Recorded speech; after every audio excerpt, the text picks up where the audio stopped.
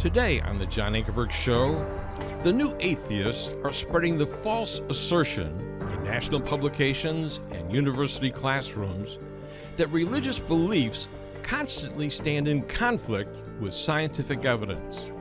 They seem not to know it was Judeo-Christian ideas during the 15th, 16th, and 17th century that gave rise to modern science today. In some polls, 2/3 of self-described atheists and 1/3 of self-described agnostics believe that the findings of science make the existence of God less probable.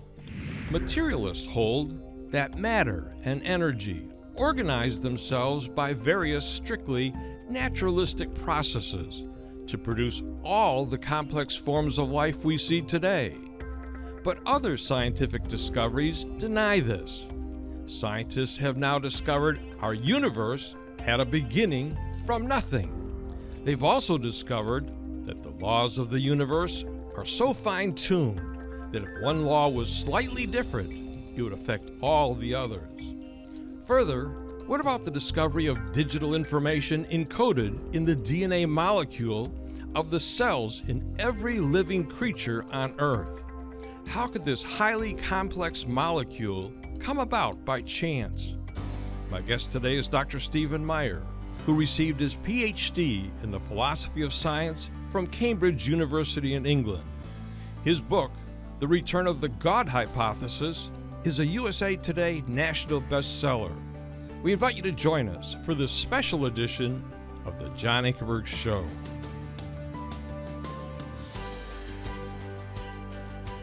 Welcome to our program. I'm John Ankerberg, and my guest is philosopher of science, Dr. Stephen Meyer.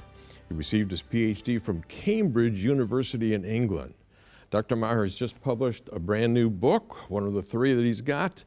It's USA Today national bestseller book, and it's called The Return of the God Hypothesis. And folks, it's loaded with information. I've got almost every line memorized and underlined twice in this book. And it explains how recent scientific discoveries support belief in God. So it's controversial. There are more people that want this guy for a debate. He could debate every afternoon and every night on the radio and over the internet, and just people, atheistic scientists want to talk with him. And I've listened to 8 of those debates. And so I'm saying there's really something, and the information that's in this man's mind is just fun to listen to. I just love listening to him. Stephen, you open your book here by describing something that hit my heart. I went to the University of Illinois, and I was sitting in a crowd of 200 in a science class. And this little op-ed piece hit my heart. You open your book by describing a prominent professor of evolutionary psychology, David Barash of the University of Washington. He authored a very startling New York Times op-ed, but this is so true. In it, he says, I give them, my students, the talk. Yes. Okay? And he gives it every year to his students, flatly informing, now listen, he flatly informs them that science has rendered belief in God implausible. David Barash further explains to his students, as evolutionary science has progressed, the available space for religious belief has narrowed. And, he says, it has demolished belief in an omnipotent and omnibenevolent God. And you note that Barash follows in a long tradition. So the first chapter of your book talks about many powerful people in our culture down through the years make this same claim. In particular, right now, we're facing the new atheist writers such as Richard Dawkins, Lawrence Krauss. I listened to both those debates that you had with them. They argue that science and religion conflict, and that science undermines the credibility of belief in God.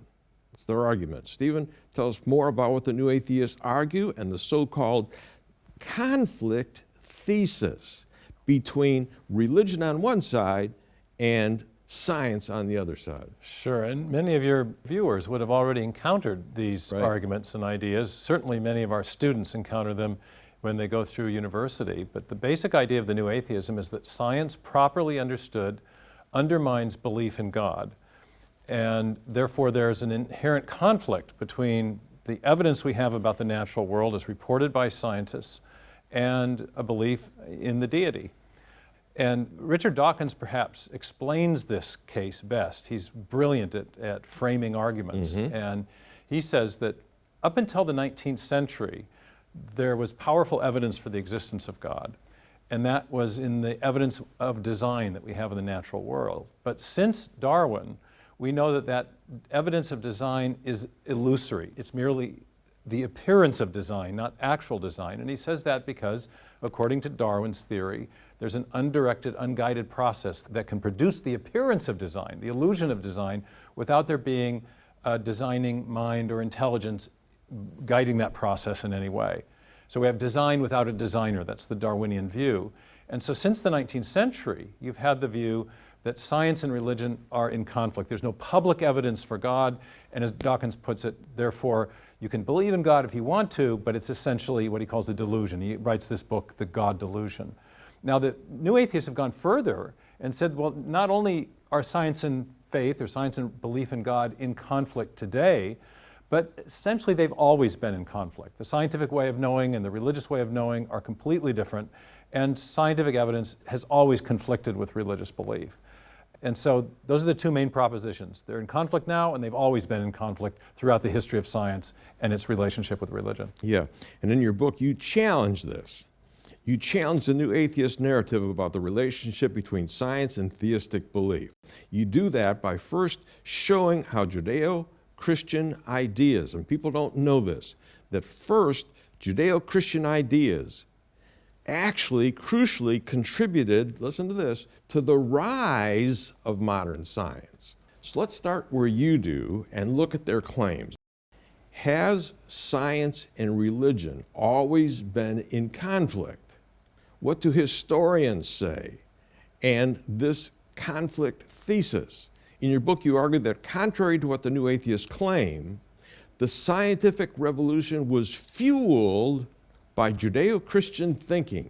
You talk about it like it's the X factor, a transposition in thinking that was necessary for modern science to come about. I want you to tell the folks about what this X factor is. Yeah, well, this is the big untold story as to the history of science, and almost all prominent historians of science have come to see this, that ideas that came out of the Judeo-Christian worldview, indeed even biblical ideas about the nature of God and the nature of the natural world, were essential to getting science going. And there's a famous historian from Cambridge University, a historian of science named Joseph Needham, who argued that there had to be some X factor that could explain what historians of science call the scientific revolution. Roughly between 1500 and 1750, there was this great flowering of interest in the natural world and the development of very systematic methods for studying nature, which we now call scientific inquiry. Those methods were not used in other cultures. There wasn't the same interest in the natural world. Yeah, we're talking about Roman culture, we're talking about Egyptian culture, Chinese culture, all of these very sophisticated cultures. The Chinese developed gunpowder and block printing, the Greeks had great philosophers, the Romans built aqueducts, but none of these even very sophisticated ancient cultures developed the systematic methods for studying nature that arose during this period of the scientific revolution. And historians of science have asked, why? Why there in Europe? Why then? And what they have almost universally come to in their understanding is that the X factor, the thing that explains that difference, was the role of Judeo-Christian thinking, biblical ideas about the nature of nature and the nature of God. And there were three of those key, what they call presuppositions that shifted the worldview of Western people in such a way to make science possible. Okay, what were those? Well, the first, it was something that scientists at the time called the intelligibility of nature. Right. And that's the idea that nature is the product of an intelligent mind and therefore is endowed with rationality. And you can see that in the orderly concourse of nature, you can see it in the design of nature. And moreover, not only is nature the product of the divine mind, but we're able to understand that. There is, in a sense, a secret that nature has to reveal about its orderly processes.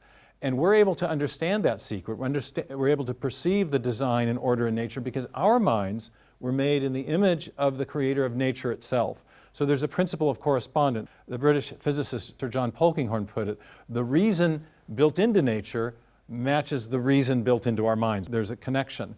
And so because we have an intelligence that has as its source the intelligence that built the world, we can understand the world. So that was the first big presupposition that inspired modern science, and it's really unique to the Judeo-Christian understanding of creation. Yeah, second one was order. Well, right, the idea that nature is orderly. Now, the Greeks believed that too. Many of the animist cultures and cultures in the East did not believe that, but the Greeks also believed in order. But there was a unique aspect of that belief in order in the Western Judeo-Christian mind, and that is that the order in nature that we now describe with the concept of the laws of nature, that order was a product of the divine mind, again, and that God was constantly upholding or sustaining those orderly processes that we observe, but also that the order could have been different. Because God was a free agent, and He could have ordered the world lots of different ways. So the Greeks had the idea that the order in nature was the order that seemed most reasonable to us. So therefore they thought they could sit and kind of do armchair philosophizing and figure it out. Yep. So for example, they thought that the orbits of the planets were in perfect circles because the circle was the perfect form of motion, and therefore the heavens, which were the quintessential realm, as they called it, must embody that perfect form of motion. Kepler came along later and said, well, we better look and see and make sure. And he found out that the orbits were actually elliptical. But that impulse to go and look and make sure was derivative of the idea that God could have ordered the universe in many different ways. When I was teaching, I used an example with my students. Got 4 different types of paintbrushes. They all have the same basic purpose, but each one is a little different for a slightly different application. So the Greeks thought if you could figure out the purpose of something, you could then deduce how it was made. If you knew the final cause, you could deduce all of Aristotle's other causes. But the scientists during the period of scientific revolution thought, no, God could have made the world differently. Newton came up with something called an inverse square law, but it might have been an inverse cubed law to describe gravitational motion. So you had to go and look and see. And as Robert Boyle put it, the great chemist during this period, he said, it's not the job of the natural philosopher, which is what they called scientists at the time, to deduce what God must have done. Instead, we must go and see what He in fact did do. So this idea of order combined with the idea of contingency, that nature was contingent on the will of God, led to, first of all, the impulse to describe nature mathematically, but also to investigate it empirically, to look at it and study it carefully to see how God actually did make the world. Yeah, that's what contingency means. The fact is that there were many ways God was free to do it, and they believed that. And their job then was to figure out, what did He do? Go look and find out, exactly. Which was one of the presuppositions that gave us modern science. You have to investigate. But you have 3 in summary: the idea of the intelligibility of nature, the idea of the order of nature, and the idea of the contingency of nature. And one other that kind of came to prominence during the period of the Reformation, where the Reformed thinkers rediscovered the doctrine of the fall of man, and the realization that humans are fallen not only in their impulses but in their intellect, such that we can easily jump to conclusions and have biases. And so they were aware that our theorizing needed to be checked against experience. We needed to make sure that our ideas were not a matter of subjective bias and that they really matched the world. So that also led to the impulse to investigate empirically. And here's the thing, is that people must say, I'm not sure I believe that, that during the Reformation and during that time period, way back then, that this is really true. But you can prove it, anybody that goes to a library, all right? There were 3 metaphors that show up in books. They have pictures of them. And talk about the 3 metaphors that were just all over the place that these guys used in their writings. They put pictures of them. They talked about them. What are the 3 metaphors? Well, this really hit me my first year as a graduate student in Cambridge when I was studying the history and philosophy of science. As I read the primary sources of figures like Robert Boyle, the great chemist, or Johannes Kepler, the astronomer, or Sir Isaac Newton, they continually used these metaphors that were clearly theological in character. And one of those was the idea that nature is a book, or like a book. Yeah. Just as God has revealed himself through Holy Scripture, the book of the Bible, God has also revealed himself through the book of nature. And this metaphor implied, again, the intelligibility of nature. It's something that we could read and understand. But it also implied that there was a divine source. And so it also legitimated science as a separate realm of inquiry, because if God had revealed himself through the natural world, there were some questions we couldn't answer just by reading the Bible. We had to look at the other book to Right. to understand what he was telling us. So that was one of the key metaphors that you saw over and over. Another one was the idea of nature is like a clock, which implied that nature as a system was designed. And this was one that you found repeatedly in the works of Robert Boyle. He said that nature 'tis like a rare clock, where all things are so skillfully contrived that the engine being once set moving, all things proceed according to the artificer's design. So you have the idea that nature has a regularity to it, as clockworks does, and that regularity is a product of an aboriginal design of a great mind, namely the mind of God. Yeah, Paley and Boyle both used an illustration in different centuries about if you were walking out in the woods and you found a watch, you wouldn't think that, it just grew up with the grass or fell off of a tree or something. That would show you the fact is somebody that was intelligent had made that watch and somebody had dropped it there. It didn't just, it had design in it already. Absolutely. And you find that the early founders of modern science not only presupposed that nature was the product of a divine mind, but when they went and looked at nature, they saw evidence of that design that they talked about in their scientific works. One great example of that occurs in Newton's famous book, The Principia. At the end of the Principia, which is the book where he makes his case for universal gravitation, he has a theological epilogue called the General Scholium.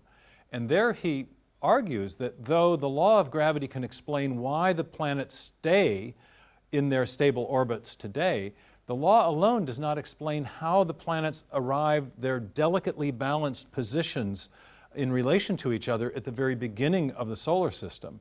And so there he develops a very elegant, what's called an initial condition fine-tuning argument. And if you don't mind, I'd just read Please that do. passage. It's What I love about majestic. this is that the people that were arguing, and you went back and you read the original to find out who was telling the truth, okay? And you put up the Latin script in your book. And I thought, give me a break. That you went back and read it in Latin? No, you got the English translation and you read it. So I was glad to hear that. Well, But let me share this one passage. It's fascinating. Newton making a design argument Right. in the Principia, which is arguably one of the 2 or 3 greatest works of physics ever written. Right. And he says, though these bodies, referring to the planetary bodies, may indeed continue in their orbits by the mere laws of gravity, they could by no means have first derived the regular position of the orbits themselves from those laws. Thus, this most beautiful system of sun, planets, and comets could only proceed from the counsel and dominion of an intelligent and powerful being, capital B.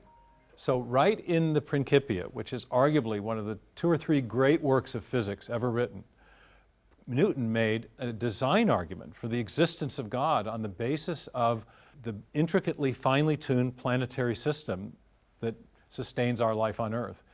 So you have this tradition of design arguments being made right in the scientific works of the great founders of modern science, which leads to the third great metaphor, Newton's work does, and that is the metaphor of the laws of nature, the idea that nature is a lawful realm.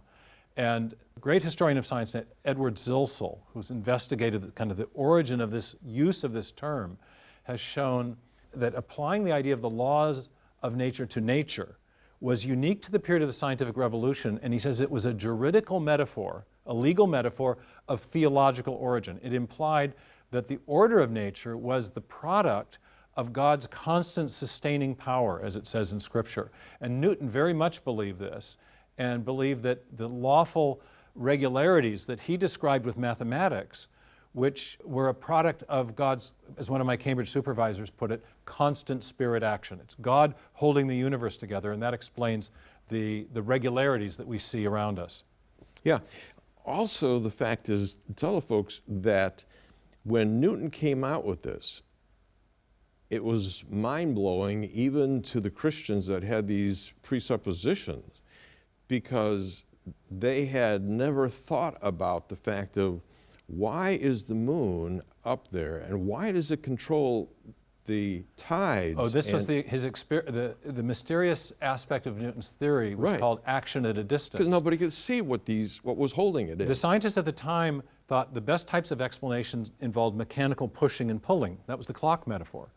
But Newton slightly broke with that because he described the gravitational attraction between the moon and the earth and other planetary bodies and the earth and the sun, but there was no pushing and pulling. The force of gravity was transmitted through a distance with no mechanical action intervening in between. The earth doesn't push the moon or vice versa, but the force is transmitted through empty space.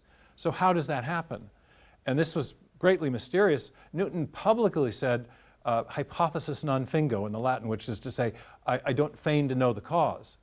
But privately, he acknowledged that what he thought was that this action at a distance was actually a manifestation not of a material cause, but of an immaterial cause, that is the Spirit of God holding the universe together by the word of his power, as it says in the New Testament. Was this the beginning of intelligent design? Can you tell that the guys actually thought that way and used that term even back then? There were very specific design arguments that echoed things that came later, and you saw that in the works of Boyle in particular, but also of Newton.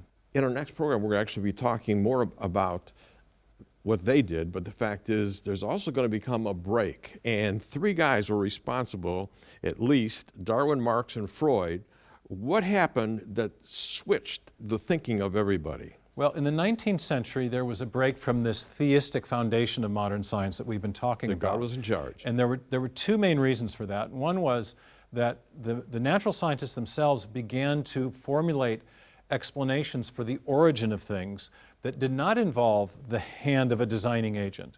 Laplace, a French physicist, came along and attempted to explain the solar system without reference to a designing hand.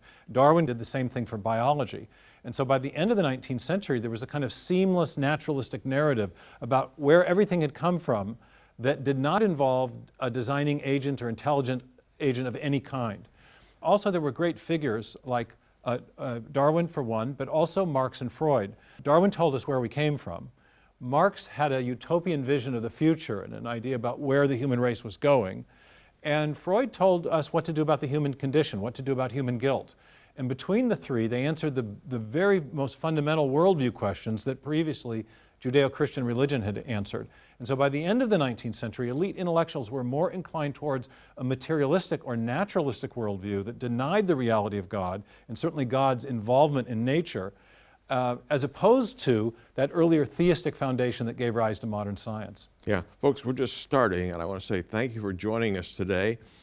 We've learned how the God hypothesis helped to bring about the scientific revolution and the birth of modern science. It actually started this period we're talking about. We're also going to look next week why the God hypothesis fell out of favor. We just started talking about the 19th century and the early 20th centuries, and we're going to look at some of the modern science discoveries of the 20th century that are bringing back the God hypothesis. Remember, Stephen's book is called The Return of the God Hypothesis. That means that at one time they held to the God hypothesis, then there was a breaking about it, but the fact is then there's a third deal, which we're in right now, and that is that science itself is calling back these interpretations. There's a designer out there, and science itself is the one is shoving people in that way. I thank you again for joining us, and it's great information. I hope you'll join us next week, but please stay tuned because I have a personal word for you in just a moment. Stay tuned. John will be right back. Thanks for joining me today. If you would like to have all of the information in our current TV series with Dr. Stephen Meyer, it's entitled The New Scientific Evidence That Points to the Existence of God. We are making available all 9 TV programs in a package of 3 DVDs for a gift of only $117. Then, We are also making available Dr. Steve Meyer's award-winning 568-page hardcover book, The Return of the God Hypothesis, for a gift of only $25. And if you would like to have all 4 of the items mentioned, they are available together for a special gift of just $120. Finally, I highly recommend 3 hour-long, state-of-the-art computer-animated documentary films for the special price of only $30. They are called The Privileged Planet, in which you will see modern biology, physics, cosmology, and astronomy that point toward a supernatural creator. Second, Unlocking the Mystery of Life, which will transport you by state-of-the-art computer animation into the interior of the trillions of cells in our bodies to show you the systems and machines that are present and bear the unmistakable hallmarks of God's design.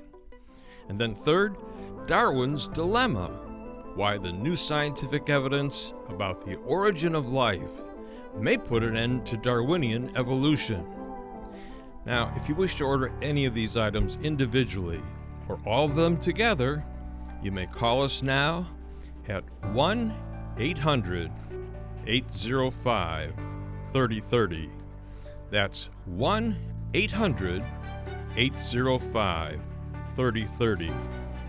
Or you may order these items at our website right now at jashow.org. That's jashow.org. And then those of you who live in Canada may order these materials by calling us at 1-866-746-5803. That's 1-866-746-5803. And our Canadian website is jashow.ca. And when we receive your gift, we will send you a receipt and a personal thank you. Next week on The John Ankerberg Show.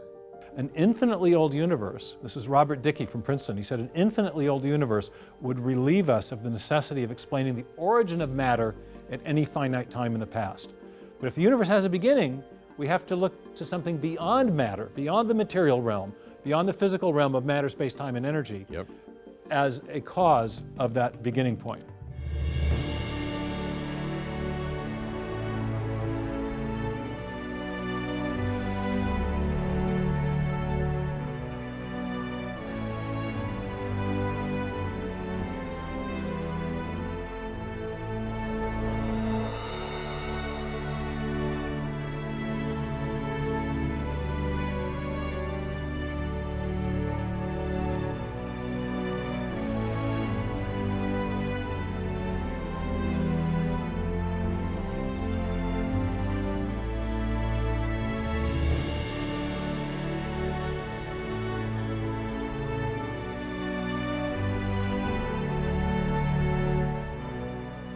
This program is sponsored by the John Ankerberg Show Ministries and is made possible by the grace of God and your faithful prayers and gifts.